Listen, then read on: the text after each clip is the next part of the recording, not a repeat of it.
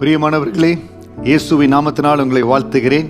எசேக்கியேல் 34வது அதிகாரம் 26வது வசனத்தினுடைய நன்மை கிருபை இந்த நாளில் உங்களை நிரப்பப் போகிறது. நான் அவர்களையும் என் மேட்டின் சுற்றுப்புறங்களையும் ஆசீர்வாதமாக்கி ஏற்ற காலத்திலே மழையை பெய்ய பண்ணுவேன். ஆசீர்வாதமான மழை பெய்யும்.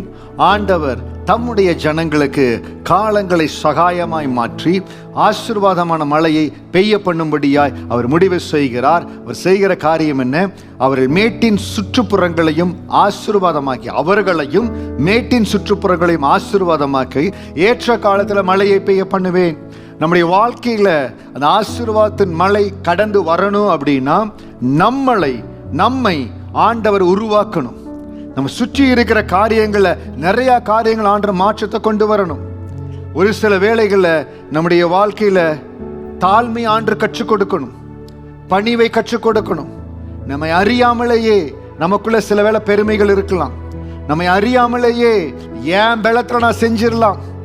பலத்தினால் அல்ல, பராக்கிரமத்தினால் அல்ல, ஆவியினாலதான் ஆகும் என்று சொல்லி அந்த அர்ப்பணத்தின் ஆவி, தேவனுக்கென்று அர்ப்பணிக்கிற ஆவி, ஆண்டவரே நீங்க தான் எனக்கு எல்லாவற்றையும் செய்ய முடியும். எப்பொழுது நம்ம தேவ சமூகத்தில் 100% I surrender to you Lord பாடலை பாடுவோம். அர்ப்பணிக்கிற ஆண்டவரே, அப்பா என்னை முழுவதும் அர்ப்பணித்தேன். சுயம் சுட்டரிக்கப்படாமல் இருக்கும், அர்ப்பணிக்காமல் இருப்போம்.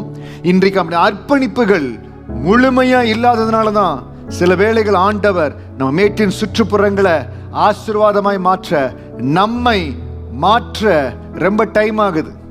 அந்த ஏற்ற காலத்தின் ஆசீர்வாதத்தின் மழை ஏன் பாஸ்டர் எனக்கு பெய்யவே இல்லை? ஏதோ ஒரு இடத்துல ஆண்டவர் இன்னும் உருவாக்கி கொண்டிருக்கிறார். If a blessing is getting delayed after a normal time, ஒரு குறிக்கப்பட்ட நாள்ல அந்த ஆசீர்வாதம் என் வாழ்க்கையில வந்திருக்கணும், ஏனோ அது தடையாய் கொண்டிருக்கிறது. நான் என்னுடைய குடும்பத்திலையும் எங்காவது ஆண்டவர் ஆசீர்வாதமாய் மாற்ற நான் விட்டு கொடுக்காம இருக்கிறேனா? இல்ல ஏதோ ஒரு சில காரியங்களை நான் பிடித்து வைத்துக் கொண்டிருக்கிறேனா? வசனம் சொல்லுது பாருங்க, நான் அவர்களையும் என் மேட்டின் சுற்றுப்புறங்களையும் ஆசீர்வாதமாக்கி ஏற்ற காலத்துல மழையை பெய்ய பண்ணுவேன். நிச்சயம் ஆண்டவர் ஆசீர்வாதத்தின் மழையை பெய்ய பண்ணுவார். அதற்கு முதலாவது நம்மை அர்ப்பணிக்கணும். இந்த நிலம் ஆசீர்வாதத்தின் மழையை பெற்றுக்கொள்ள ஆயத்தமா இருக்கணும். இன்னைக்கு எந்த இடத்துல நான் இன்னும் ஆயத்தமாகணும் ஆண்டவரே? என் குடும்பமாய் நாங்கள் எந்த இடத்துல ஆயத்தமாகணும் ஆண்டவரே? தேவன் ஆலயத்தை ஆசீர்வதிக்கணும்.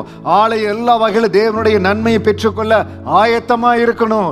தேச ஆசீர்வாதத்தை பெறணும், ஆயத்தமா இருக்கணும். இன்றைக்கு தேவனுடைய அந்த ஆசீர்வாத மழை உங்களை நிரப்பணும்.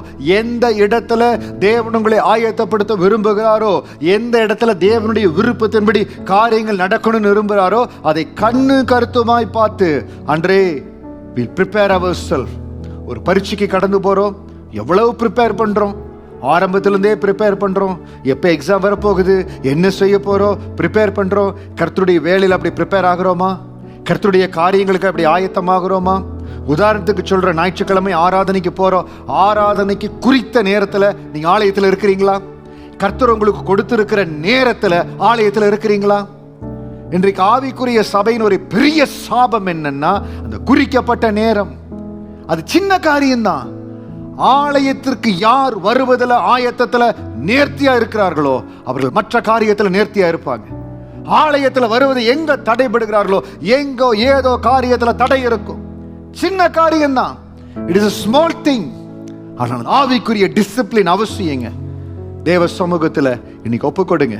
ஆண்டவரே, எந்தெந்த இடத்துல நான் இன்னும் சரியாகணும், தேவன் விரும்புகிறபடி, தேவன் எங்க இடத்துல எதிர்பார்க்கிறபடி எந்த இடத்துலலாம் சரியாகணுமோ என்னை சரிப்படுத்துங்க ஆண்டவரே. ஆசீர்வாதம் அடைய கொடுங்க. எந்த இடத்துல உங்க ஆலோசனை ஏற்றுக்கணுமோ அந்த ஆலோசனையை கொடுங்க. ஆசீர்வாதம் மழை பெய்யட்டும். தேவன் உங்களை ஆயத்தப்படும்படியா ஒப்பு கொடுங்க. தேவனுடைய நன்மையான கரம் உங்களை ஆசீர்வதிக்கும்படியா ஜெபிக்கிற. கர்த்தருடைய ஆசீர்வாதம், கர்த்தருடைய கிருபை உங்க மேல இருக்கோ.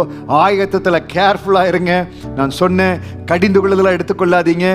எந்த ஆலயத்துக்கு போறீங்களோ ஆராதனைக்கு குறித்த நேரத்தில் போயிருங்க. ஆண்டவர் உங்க மேல பிரியமா இருப்பார். கர்த்தருடைய கரம், தேவ கிருபை உங்களை பலப்படுத்தும். God bless you.